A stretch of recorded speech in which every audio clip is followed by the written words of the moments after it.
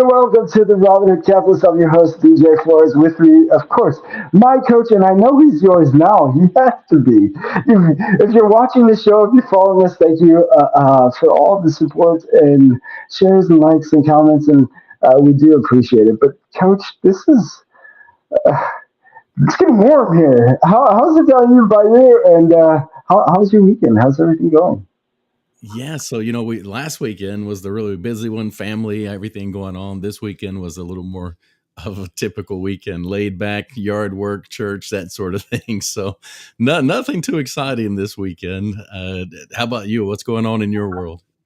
Oh man, we started baseball, so like obviously, so we do have a hard start or hard stop at 4:45, so we will be ending a little bit short today, y'all. But yeah, Coop and Oakley started baseball, so it's so much fun. It's it's I'm sure you know being able to relive through that.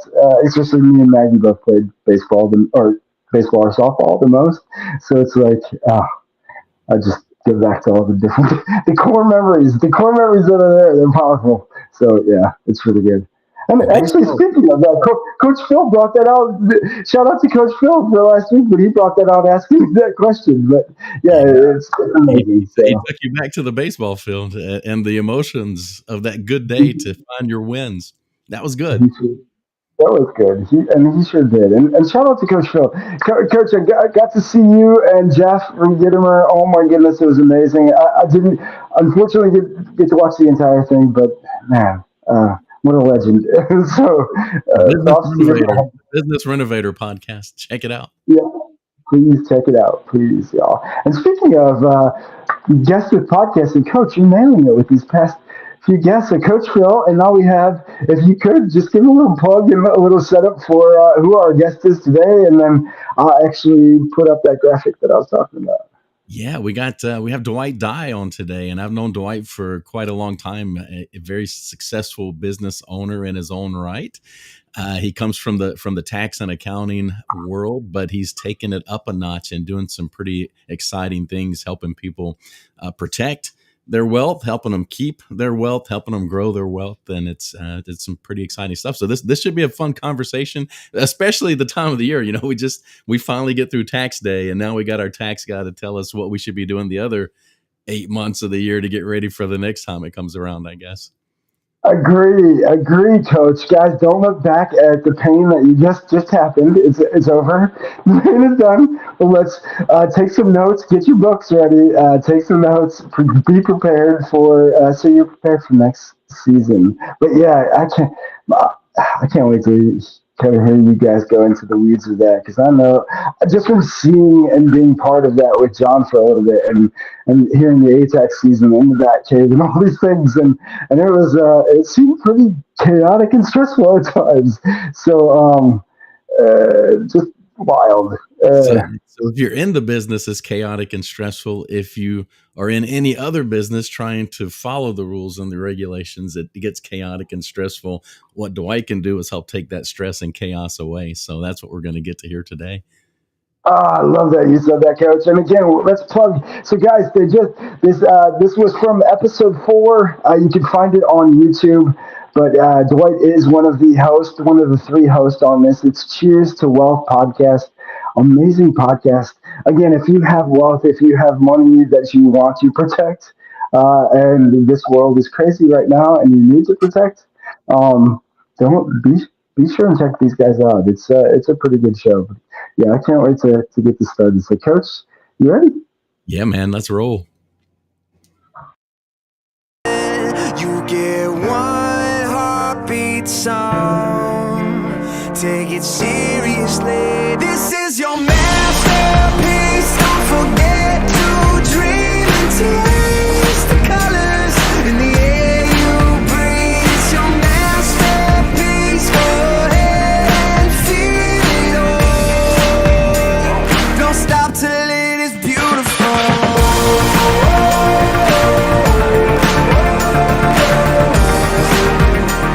Don't stop till it is beautiful.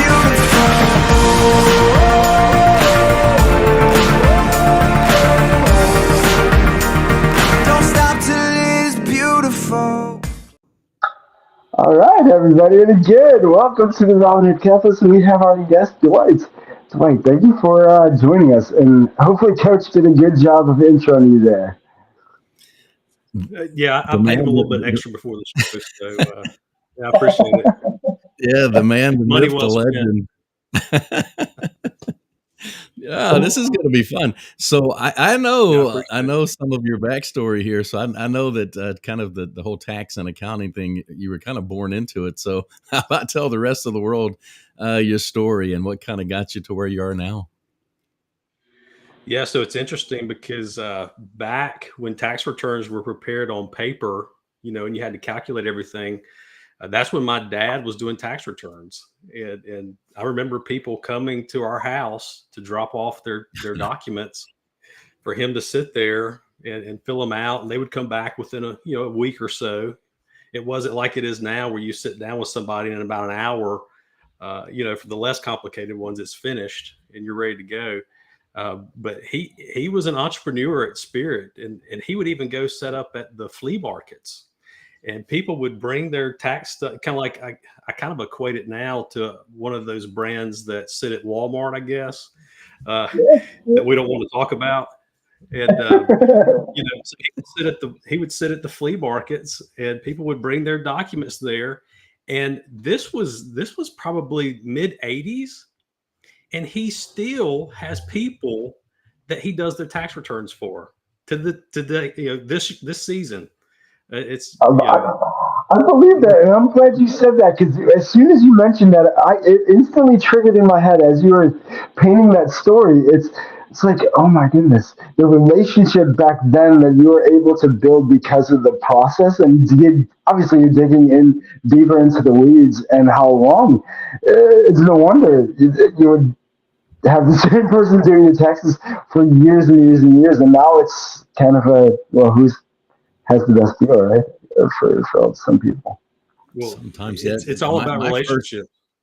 My first tax store was one of those kiosks. It wasn't in a Walmart, but I felt attacked by that opening salvo.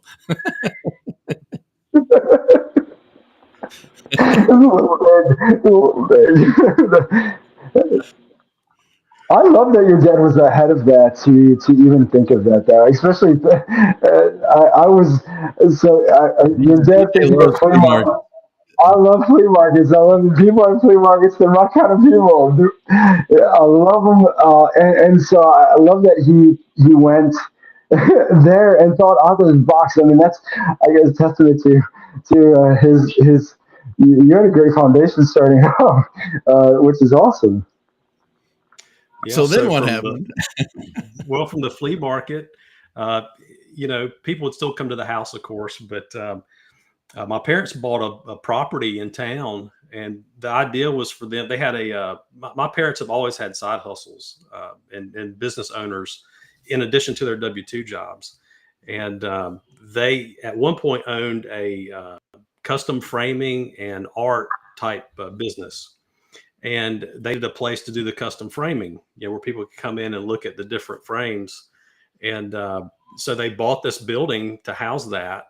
And, it was successful for several years, and life happens and you get busy with other stuff, and you can't concentrate on that. So they ended up closing it down, but they rented it to a guy who owned a tax office.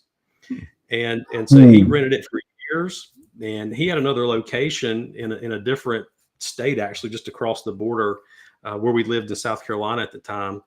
And my dad says, well, what are you going to do with these clients? Because they could have driven to that other location. It's probably an hour away. But the guy was like, well, I don't know. Do you want them? And my dad said, sure.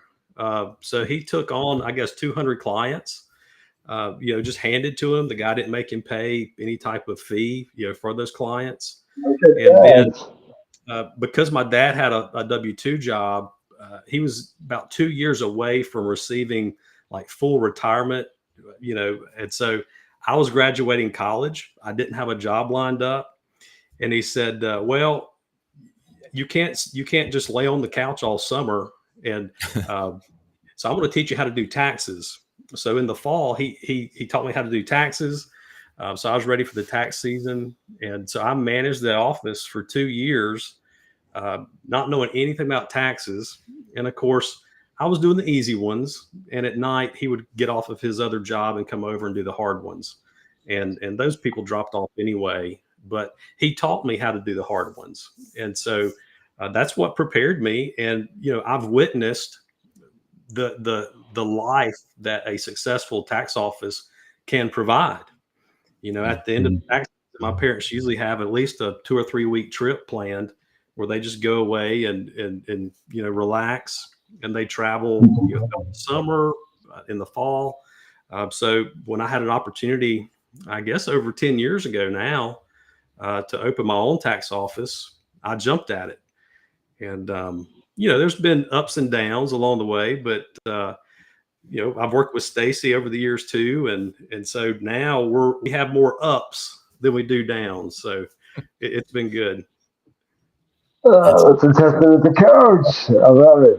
Yeah, that's awesome. So there's so much to the tax business that I don't think people realize, and there's so many other, I guess, offshoots may be the word I'm looking for here. But, a lot of our tax folks, they do accounting, they do bookkeeping, they do lots of other things. Your dad is kind of, I think in this day and time, a little bit unique in the fact that he just does just taxes, right? So what do you see maybe as kind of like the future of this entire tax industry? Well, for me personally, I like the advisory aspects of the tax industry, where we're not actually preparing the tax returns. Unfortunately, I think that's still going to remain a component. But when you pair that with advisory, you're raising your status to a different level. The people are trusting you even more for your advice, the way you're helping them and helping them structure things. Coming up with strategies on how we can plan to keep more money in their pocket. Obviously, the filing deadline was yesterday, and people were wanting to know what they could do yesterday to save money on their 2023 taxes, and that's not the time to start thinking about that. It would have been last year to start thinking about how to save money for 2023. A lot of the tax industry, you mentioned bookkeeping, there's people that do payroll. A lot of that work, that requires work. And I've gotten to the point to where I don't really want to work, like that. I would rather just have a conversation with somebody, look at their tax returns that were prepared and try to advise them on some things that they could do for this year and just, make little shifts to keep more money in their pocket. Let somebody else do the bookkeeping, I'll review it for them. A lot of folks we've talked to on the show, we talk to a lot of small business owners. And so who's a kind of an ideal client for tax advisory, or who is it out there that really needs to be thinking about it? Well, you need two things. So you need a large income. And for me, I think that's about $250,000 per year or higher. But you also need liquid capital. So you need some cash on hand, because some of the strategies we use require making an investment. And it amazes me, some of the people making a lot of money that have no cash. They live a great lifestyle. They live in a big fancy house, drive nice cars. I won't talk about the women, but they're living good. But I've got more money in my bank account than they do. And it makes me feel good from that standpoint. But, you've got to have money in order to save money on taxes. So you're going to give that money to somebody. So it's like, well, if you didn't do any planning or strategy, how are you going to pay the taxes? Because you don't have any money in your account to do that. So you've got to have money on hand. For example, like an oil and gas investment, you've got to have the money to make that investment in order to save the money on taxes. So I would much rather make an investment, in something that I still own, because what's your return on your investment when you send it to your business partner, the IRS? Zero. Yeah, and I've seen you guys working and saving people hundreds of thousands of dollars on the taxes that are owed, and so these strategies are incredible, and they're 100% legal. They're written into the code. It's not like it's anything that's like Trump gets accused of cheating the system, but in reality, he's just following the code of what it says you can and can't do in the taxes. And so when you say you really need the liquid capital, and you mentioned oil and gas, what are some other examples that people are doing for tax savings? Well, there's a really good one that I like, and I like giving back. I think our podcast last week we talked about different charitable donations you can make, and so there's a charitable finance deduction, and the reason I like it is because when you do the oil and gas, let's say you make $100,000 investment. Well, you can only really deduct about 80 to 90,000 of that against your income. Well, if you do this charitable finance deduction, let's say you can only go up to 60% of your adjusted gross income because it's still a charitable donation. But the good thing about it is you only have to come out of pocket 10% of that donation, but you still get credit for 100% of the donation. So let's say that you want to make a $300,000 donation and you don't have 300,000, but you've got 30,000. Well, you can make a $30,000 donation now, finance the 90%, and there's a life insurance component to it that's the collateral for that 90%. And so you're ultimately donating 300,000. Now, the one downside, just to be clear for the people watching, when you make that donation, there's only about 9 different funds that you can pick from. So it's not like you can say, okay, I want this 300,000 to go to my church. You can't do that. But there's an underwriting process that they go through where they ask you what you believe in, what you want to support, what aligns with your values. So certainly out of one of those 9, there's going to be one that supports the mission that you want to help out.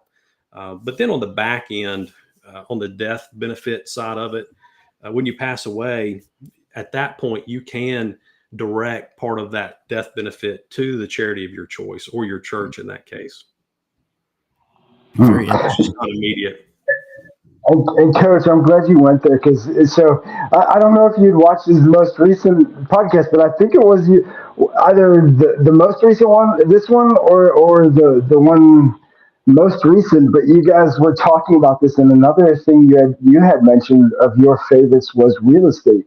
And you shared a story on the podcast about saving like a client $350,000 or something crazy, because of just strategic doing that. If you could explain like that more, I think people are missing the boat on real estate. And obviously, I'm a Robert Kiyosaki guy with cash flow here. So yeah, that's Rich Dad's way. So me and my wife love real estate. But yeah, if you can touch on that a little bit too. Well, I like real estate myself, and part of what I didn't mention was the way I was able to buy my first tax office was because I flipped a piece of property, and I had the cash from that flip available to buy my first office. So I like real estate too. Anyway, to give you a real life example that happened yesterday, these clients and I started working together October of 23.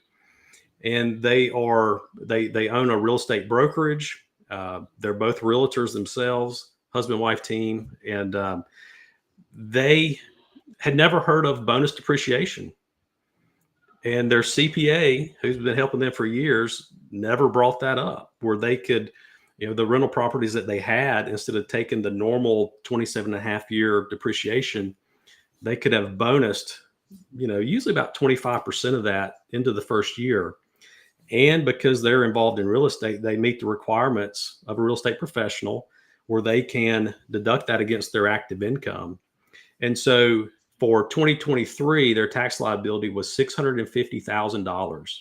So they had made over $2 million in 2022. In 2022, they had made over $2 million. So they had to write a check for $650,000 to the IRS. And so they came to me. We started working together last year, and they already had some properties. They were in the process of putting some new ones in place. They were building a new building for their brokerage. So we had cost segregation studies completed where they break down the components of the building. And those are shorter, depreciation schedules than the overall building. And just that bonus depreciation on their tax return wiped out $450,000 of income for 2023. So, man, I kept going over that return though, just to make sure what I was seeing was correct, because they only owed this year $38,000.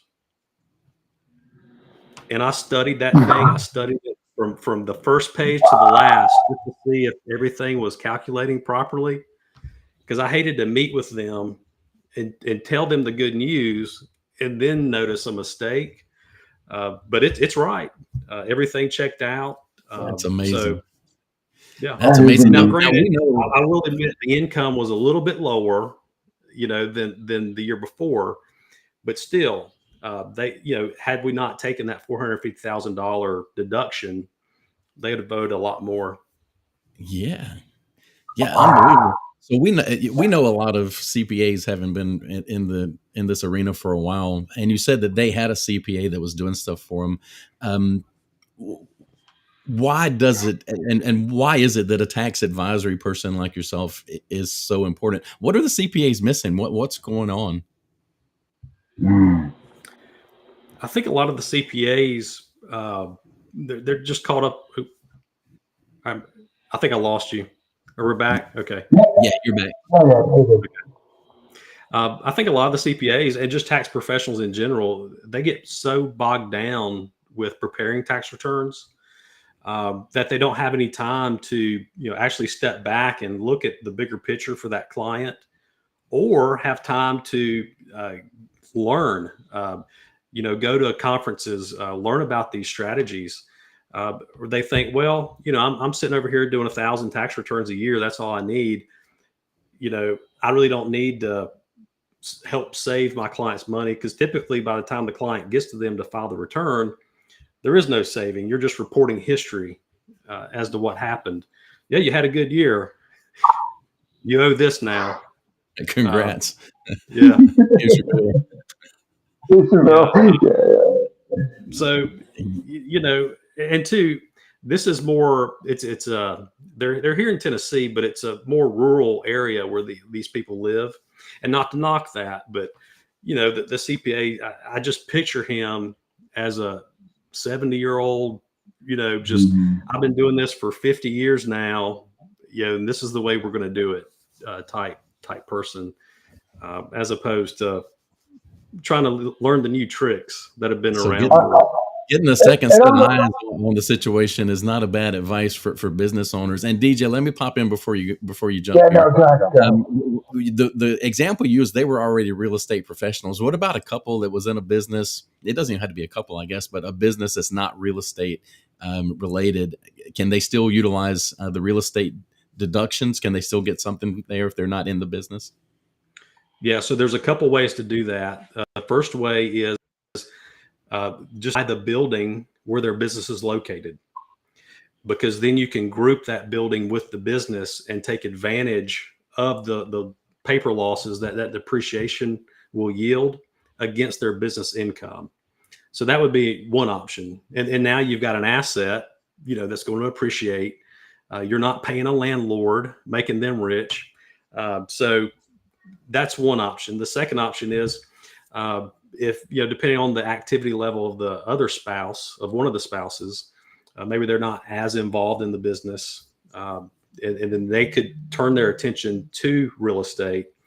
At that point, more than half their time being spent in real estate, 750 hours throughout the year, they would qualify as a real estate professional.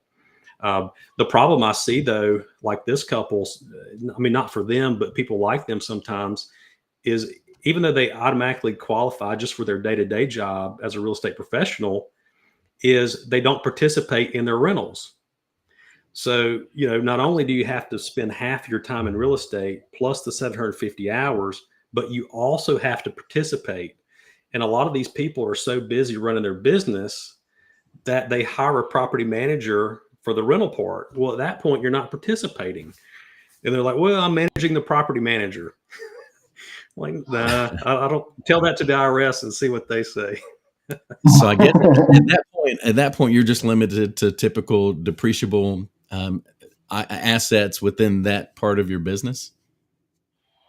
Right. Because it's not an active activity at that point. It's passive. Right. DJ, hop in. I cut you off a while ago.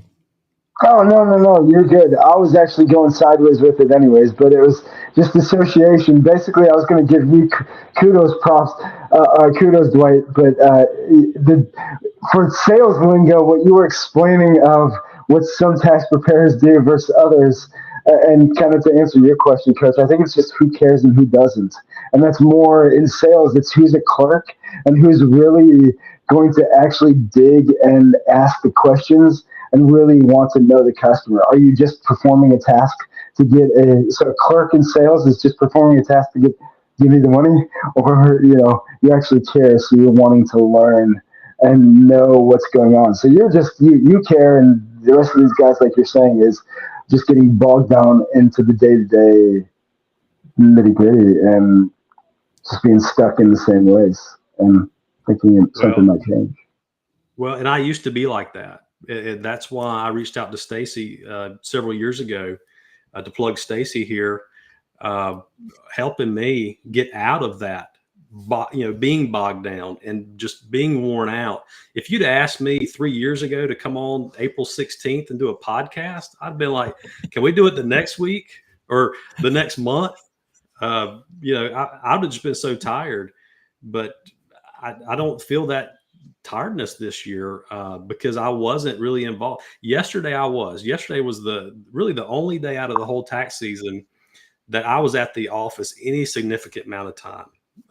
There was several weeks this tax season I didn't even go to the office.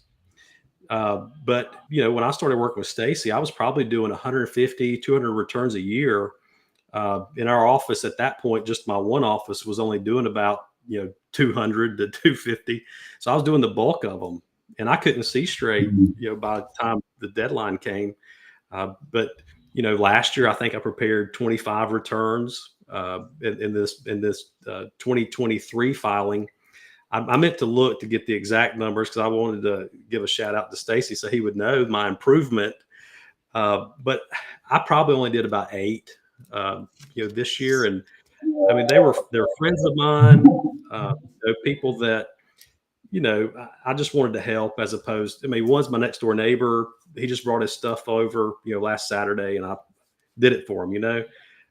So it wasn't anything, major. But yeah, I've come a long way. I've built up a staff that I trust and instilled trust in them, where I can focus on working with the people that I enjoy working, and it's the business owners, it's the people that are providing jobs and income for other people, but they are rewarded from the tax system from that standpoint, but they also deserve a break too, and keep more money in their pocket. Shut up, Coach. Yes. Awesome. The email, I'm guessing he had you read that book. That's awesome. I'm kind of thrown off a bit. That was just too cool of a story. I remember how stressed out tax season was. So we focus a lot on the higher income earners and their plight. How about somebody that's a solopreneur? Because there's some minor things, and I shouldn't say minor because they can be major for them at that stage. But there's some easier, simpler things to do, like going from a sole prop to an S corp or kind of moving some things around. At what point should somebody that right now that may be listening as a sole proprietorship or an LLC, at what income should they start to think I might need to switch to some other strategy? That's a great question. Since I live in Tennessee, I always forget that some people have to pay a state tax. And, so from a federal standpoint, and don't move here. We've got enough people. They're all moving there. You guys got to stop bragging about that. But from a federal standpoint, typically once your business starts netting about 50,000 is kind of like the low threshold. It's worth calculating, whether it makes sense to go to an S corp. But like here in Tennessee, we have a franchise and excise tax, even though we don't have a state income tax. But once you form an LLC, once you have a business, you have to pay 6.5% of your net income. And so, that's one thing to factor in on that S corp. Plus, you've got another return you have to pay to have prepared. So there are some other costs, but typically 50,000 is a good starting point. Once you get to 100,000 net profit, it usually definitely makes sense without doing many calculations at all. Okay. Oh, that's great advice, man. That's a great question, Coach. Well, if you want, we got about 15 minutes, I think. Yeah, roughly. So, what kind of other questions? Dig deeper with that, Coach, because I like where you're going there, especially with the startups. A lot of our audience is founders, small business startups, so they'd probably do fall under that LLC or sole proprietor. So I guess any other advice would be amazing. Yeah, well, and maybe let's dig this way. You've gone through the struggles of an entrepreneur, and you kind of grew up in it. What are some lessons that you've learned in growing the business to where it is today? I wish I would have delegated earlier, or two had somebody delegate to. That would be helpful. I guess you got to have that first, right? So chicken and egg. And I remember, I didn't mention this, but for 3 years, I had to work my corporate job before I was able to go to the tax office full time.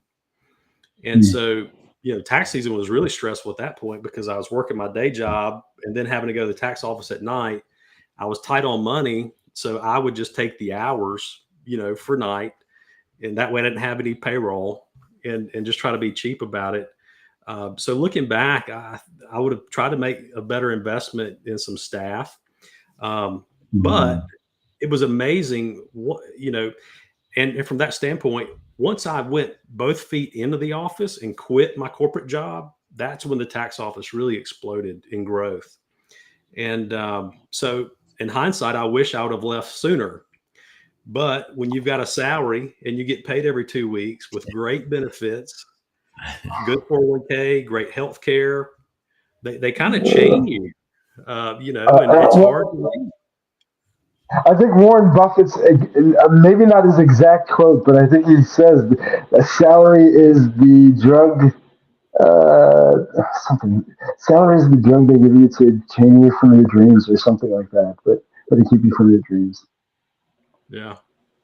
So I'd have quit sooner and delegate, try to build that staff up a lot quicker. Because I know, some of my colleagues, they had a miserable tax season, just because they were working every day, open to close. And, you can't run a successful business like that. When you're in the weeds, you can't take a broader view about what's going on and really help from a business ownership standpoint, management standpoint. Yeah, when Liberty, so we can say that you're part of Liberty Tax, and that's how we got to know each other. But when Liberty started, it started with the purchase of 126 stores in Canada, way back in the a few decades ago now. But one of the owners in that original set of UNR Tax Depot that became Liberty Tax was in Winnipeg, and she was doing pretty good. But at one point, John challenged her and kind of the situation you just described. But he says, you're never going to be able to grow and get this to where you want it to be because you won't let go. You won't let go. You won't let others to lead. You're just too involved. So you're never going to grow. And it wasn't that many years later that she had absolutely taken that challenge, and she was spending a month of her tax season not living in Winnipeg, but living down on the beach in Mexico during season while the stores were just absolutely killing it.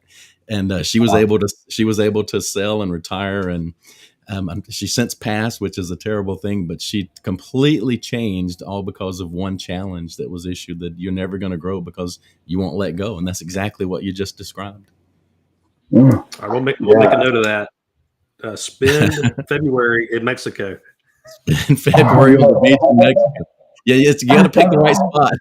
You got to pick the right spot. That's the goal, Dwight. That's the goal. But I guess, what was it that pushed you? Because you said you wish you would have done it sooner. What do you feel like held you back, and what finally pushed you over the edge to? Was it Coach? Tell me it was Coach. Well, at that point, Coach and I weren't working together. Of course, I knew who he was, just being part of the franchise system. But cool story. I know we're kind of pressed on time, but it's an awesome story about faith. And I usually cry when I tell the story, but I'll try not to.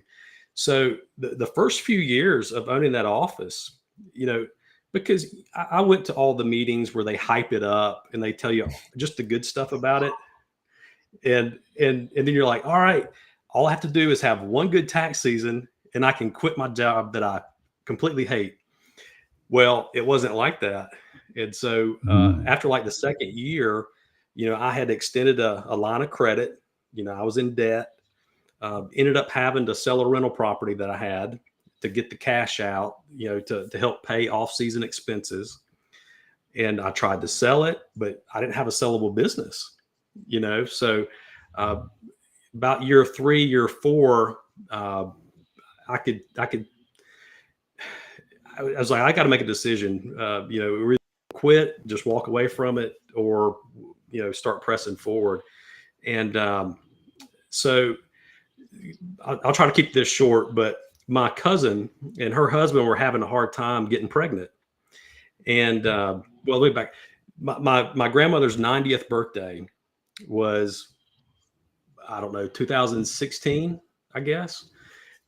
Yes, 2016. And so we had a big party for her, surprise party.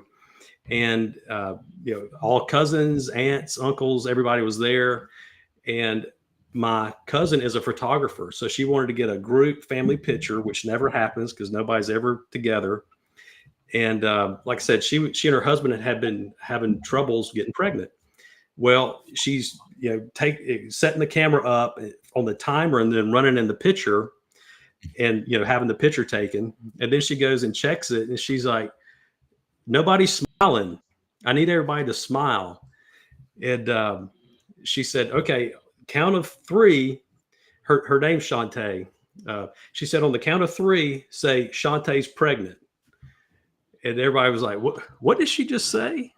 And so she said, count of 3, say Shantae's pregnant. And so everybody just started, clapping and crying and all kinds of emotions. Well, then she gives a testimony about faithfulness and the way she kept praying for the Lord, if it was meant to be for her to be a mom, that he would bless her with a baby. They had tried all kinds of vitro, they were even going to adopt, but nothing worked. The adoption would have, but they got pregnant before. So she gave a good testimony about faith and how she had started to give up, and just reminded me I had started to give up too. So that night, we're staying at my parents' mountain house in Georgia. And before I went to bed, I said a prayer, and because I'm not very observant. And I asked the Lord, I said, if I am to continue in this business, I need it to be very obvious. You just need to, whatever the sign is, I need it to be very obvious that this is what I'm supposed to do, because I've had it at my corporate job and I'm just ready for something to happen. I felt like I was just stuck in the mud, Well, that next morning, I'm sitting on the sofa with my dad. We're having our coffee, and my dad still has a tax office, and he had started paying me a little bit of my share of the office because my brother now works for him. And so the plan is for my brother to kind of take it over. And so that way my dad was sort of kind of pay me my part. And so my mom walks through and she says, "Hey, have you given Dwight the check?" And it's like, the check? I didn't know what the check was for. And he said, "No, but we need to before he leaves." This was Sunday morning, and we were going to come back home. And so my mom went and got the checkbook and gave me a check. I won't say the amount, but it was enough to where I could quit my corporate job, and the difference from what my wife got paid and what we needed at home to cover the bills gave me 20 months. And I was like, if I can't figure this out in 20 months, then I need to definitely quit. And so that gave me the finances. And my wife and I prayed about it for a couple of weeks, and that was September of 2016. And a couple of weeks later, I went ahead and put in my almost 3-month notice that I would be quitting in December and going in at the tax office. And ever since, since that office, I had 2 more purchased, and now just down to 2. But I haven't missed a meal, as you can't tell, but I have a roof over my head. So very blessed. So just, if you're out there struggling, just remain faithful, and just to ask for discernment, and the path will be provided. You just have to trust and just be open and observant, unlike I am sometimes. So thanks for letting me share that. That was fantastic. Oh my goodness. Yes. Thank you for sharing that, Coach. It's taking away, wrap up the last couple of minutes, but that was amazing. Seriously. Thank you for sharing that story. Like that. I know there's people that is like, that was huge. Thank you for sharing that. Yeah. I understand the feeling. So yeah. No, then the word you use, discernment, I think that's really important. It's one of John Maxwell's 21 qualities of a great leader, is to have a certain discernment. But you combined it with persistence too, and that tends to be a big impotent or a good potent for success when you have persistence. And that was good too. But what a great story, and I really appreciate you sharing. I don't think I've ever heard that story all the way through. So I couldn't remember if I shared it with you or not. No, not all the way through that way. We had talked about that you'd gotten the money from your dad, so I knew that part, but I didn't know the lead up to it. So that makes it even better. Mm-hmm. But no, that was great. So tell us tell everybody where they can find you, DWD Tax Strategies, and how to get in touch. And man, if anybody's out there watching and you need some help with planning for next year, now's the time to start putting that in place. Don't wait till tax season. Now is the time. So where can they find you? Yeah, so I have a kind of a landing page, so to speak. It's not really a website. It's dwd.dwightdye, my name, .com. Has more information about me, some client success stories, and you can book a call. And it doesn't cost to talk to me. I'll talk to you and see what you have going on. If you're somebody that I can't help, I'll try to give you some advice and some nuggets where you can, take and hopefully employ. But if it is somebody if you are somebody that we can work together, we can talk about what that would look like. So, ultimately, I believe the money's your money. Well, ultimately, the money came from above, and it's up to us to be good stewards of it, what we've been blessed with. And Amen. By giving anything extra to the government for them to spend on things that you don't align with, to waste, to send to other countries, let's work on a plan on how you can keep more of it, because I know that you can do better for your family, for your generational wealth, and your legacy. Man, that was a great ending right there, DJ. On the podcast, and the podcast one more time, you got Dwight, which everybody you've just met. You see what kind of heart and head he's. You've got a great financial planner that's all about building wealth in Raul, and you've got a good old CPA in Williams. So it's a really good mixture talking about wealth on the podcast. So you guys check that out too. Yeah, it's every Wednesday at 7:30 Central. 7:30 Central. Wednesday. Guys. Wednesday, 7:30, guys. Please go hop over to YouTube and subscribe now. Like and subscribe. Check out the first couple episodes. It's again what you're sharing the information and where you ended. I have nothing more to add than guys. Take his advice, please. This this it is your money. It's from up there and nowhere else, and it's for you to be good stewards with, like Dwight said. So if you do believe in that, if you believe in faith, if you do want to change your life, if you do feel like you're stuck, again, Coach, I haven't ended the show with this for a little bit, but I think Dwight, since you mentioned about being stuck, if you do have that feeling inside on Sunday nights, oh no, here comes Monday, or Mondays, you're always sick. You're probably not doing what you are supposed to be doing. So listen to that, please. And until next week, Coach. Feed the good Lord. Yeah. Feed the good Lord, y'all. Thanks again, Dwight. This was awesome. Always on the red eye. This time around, it's not even about getting paid.